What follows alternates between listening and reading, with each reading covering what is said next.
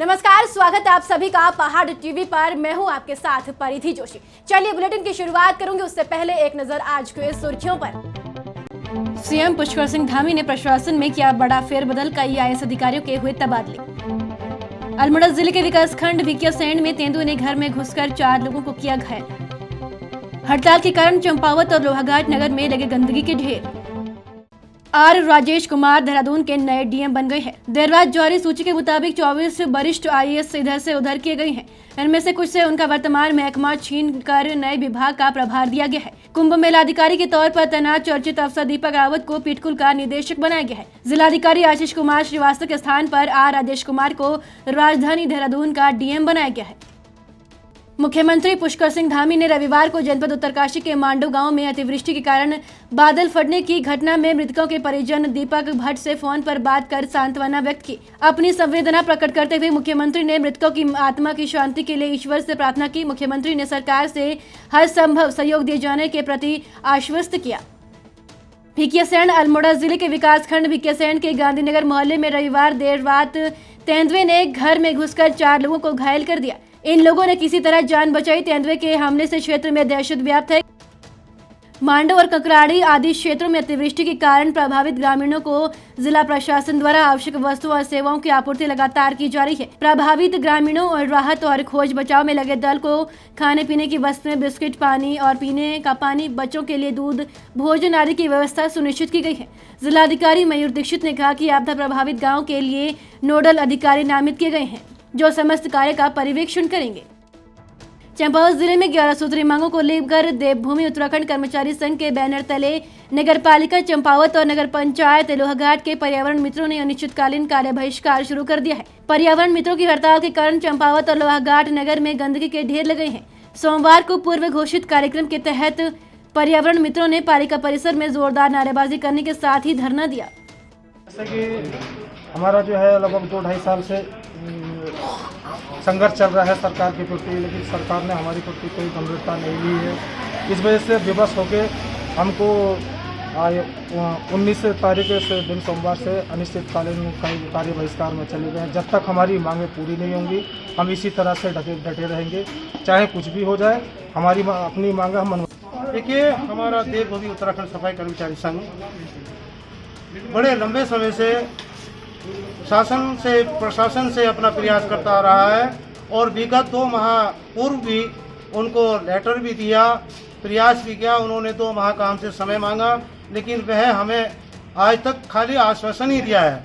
इससे विवश होकर के हमारे देवभूमि उत्तराखंड सफाई कर्मचारी ने ये अटल निर्णय लिया है कि तब तक हमारी जो जायज मांगे हैं, यदि शासन द्वारा हमारा जो है मांगे नहीं पूरी की जाती है, तब तक जो है अनिश्चितकालीन हड़ताल पर हम। हरिद्वार के पदार्था ग्राम में युवक गुरु बाबा रामदेव के पंतजलि फूड परिसर में एक महिला की बस से कुचलने से दर्दनाक मौत हो गई, जिसके बाद भीम आर्मी और मृतक के परिजनों ने भारी संख्या में फूड पार्क के बाहर हंगामा कर दिया। बस के नीचे आते हुए महिला का सीसीटीवी वीडियो वायरल हो गया। फैक्ट्री के अंदर मजदूरों और वर्करों को लाने और ले जाने वाली बस की चपेट में आ जाने से महिला की मौत हो गई है। त्योहारों के साथ ईद को देखते हुए डोईवाला के एसडीएम लक्ष्मीराज चौहान ने जनप्रतिनिधियों और मुस्लिम समाज के सम्राट लोगों के साथ बैठक कर सभी से अपील की है कि वह लोग भारत सरकार और राज्य सरकार की गाइडलाइन का पालन करें। साथ ही मंदिरों में जलाभिषेक में भी सोशल डिस्टेंस बनाए रखें और मस्जिद में सिर्फ 5 लोगों को सोशल डिस्टेंसिंग का पालन करते हुए नमाज पढ़ने की अनुमति होगी। आज बेसिकली जो हमारा ईद का पवित्र त्यौहार है और सावन का महीना है, उसमें जो हिंदुओं को सावन के महीने में जो मंदिरों में जल चढ़ाने का जो परंपरा है, उसको लेके यहाँ पे एक बैठक की गई थी। इसमें पुलिस से हमारे सीओ साहब, एसएचओ और मुस्लिम समाज और हिंदू समाज के सभी लोग आए थे और उनको जो शासन की गाइडलाइन है उससे अवगत करा दिया गया है कि जो ईद का त्यौहार है उस दिन सामूहिक रूप से नमाज अदा नहीं करेंगे और खुले में जो पशुओं को काटने की जो परंपरा है वो नहीं होगी। इसी तरह मंदिरों में भी कि कोविड की गाइडलाइन का अनुपालन किया जाएगा, मास्क, सैनिटाइजर, इसका समुचित प्रयोग और सामूहिक रूप से मंदिर में जल चढ़ाने को नहीं जाएंगे, एक एक करके जाएंगे। तो सभी को अवगत करा दिया गया, सबके द्वारा पूरा सहयोग का आश्वासन दिया गया है। जिलाधिकारी मयूर दीक्षित ने कल देर रात मांडो गांव का निरीक्षण किया। जिला प्रशासन द्वारा मुहैया कराई जा रही आवश्यक वस्तु और सेवाओं को देखा।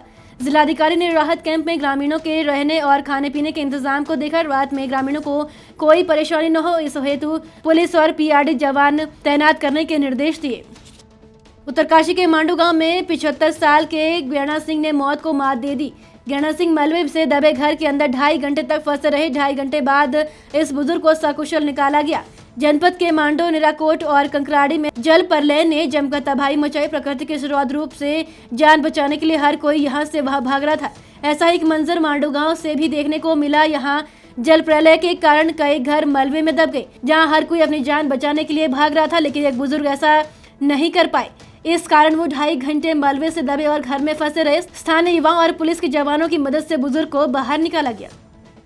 अल्मोड़ा के विश्व प्रसिद्ध जागेश्वर धाम में भक्तों का आना शुरू हो गया है। बता दें कि सावन माह में यहाँ एक माह का श्रावणी मेला लगता है, जिसमें देश के कोने कोने से यहाँ राजनेता और सेलिब्रिटी पहुँचते हैं। मंगलवार को पूर्व विधानसभा अध्यक्ष और विधायक जागेश्वर अपने परिवार के साथ यहाँ शिव की पार्थिव पूजा करने पहुँचे।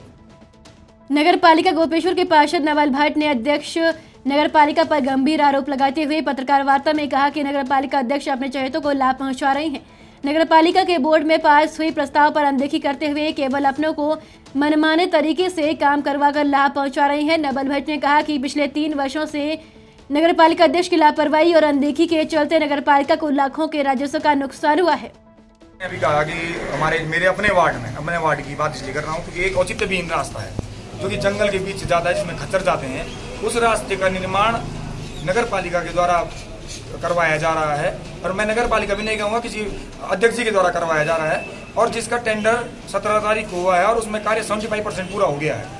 तो ये दुर्भाग्य की बात है कि इस तरीके के काम नगर पालिका में अगर हो रहे हैं तो ये दुर्भाग्य की बात है। हाँ, हो सकता है कोई ऐसे काम होते हैं, नाले के काम होते हैं, किसी के घर में पानी जा रहा है, उन कामों को आप करवा सकते हैं, पर आप इस तरीके के काम जिस रास्ते का कोई औचित्य नहीं, उस काम को अगर आप करवाने का काम करेंगे तो ये नगर पालिका के लिए पैसे को ठिकाने लगाने का काम है। सारे आरोप जो पार्षद ने लगाए हैं ये सारे निराधार हैं। नगर पालिका के पार्क पर कोई भी पैसा लगाता है तो वो अच्छी बात है, क्योंकि हमारे नगर की सजावट होती है। ये जो है इसका उत्तर तो जिलाधिकारी महोदया ही ज़्यादा अच्छा दे सकती है। दूसरे में जहाँ तक दुकान आवंटन का सवाल है, मेरे संज्ञान में आया था कि इन दुकानों में कतिपय लोगों के सामान रखा गया है।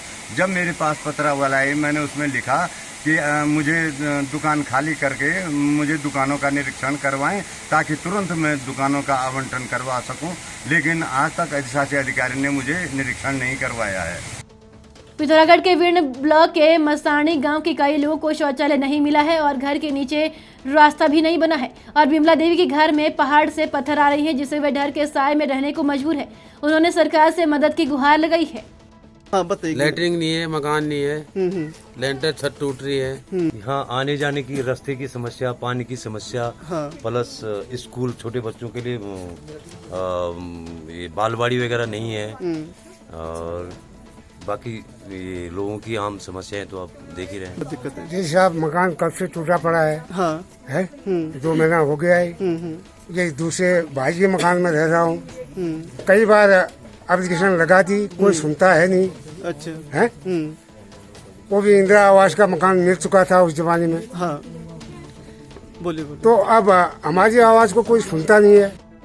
आज गंगोत्री धाम में तीर्थ पुरोहितों का धरना 40वें दिन और क्रमिक अंशा 20वें दिन भी जारी रहा। सभी तीर्थ पुरोहितों ने देवस्थानम एक्ट को लेकर विरोध कर नारेबाजी की और उत्तराखंड सरकार से शीघ्र ही देवस्थानम बोर्ड को रद्द करने की मांग की। प्रेमनगर फ्रेंचाइजी जो कि सहारा इंडिया की है, आरसी पाल वाहन के एक्स मालिक को बिना नोटिस के लॉकडाउन पीरियड में निष्कासित कर दिया गया। उसके बाद 18 महीने तक सब बड़े अधिकारियों को पत्रचार किया, लेकिन अभी तक कोई लाभ नहीं मिला। आरसी पाल द्वारा रीजनल मैनेजर जगदीश सिंह चौहान को नोटिस दिया गया, जिसमें उन्हें बताया गया कि 7 दिन में हमारा पूरा भुगतान नहीं हुआ तो फ्रेंचाइजी प्रेमनगर में ताला लगा देंगे।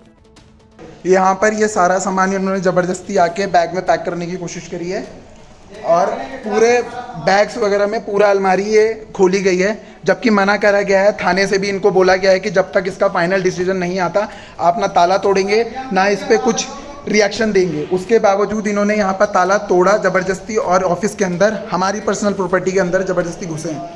ये देखिए, इवन यहाँ पर ये सारी चेयर वेयर इधर उधर करी गई हैं, बाहर चेयर तोड़ी गई है, पर्सनल कैबिन तक खोला गया है। ये देखिए,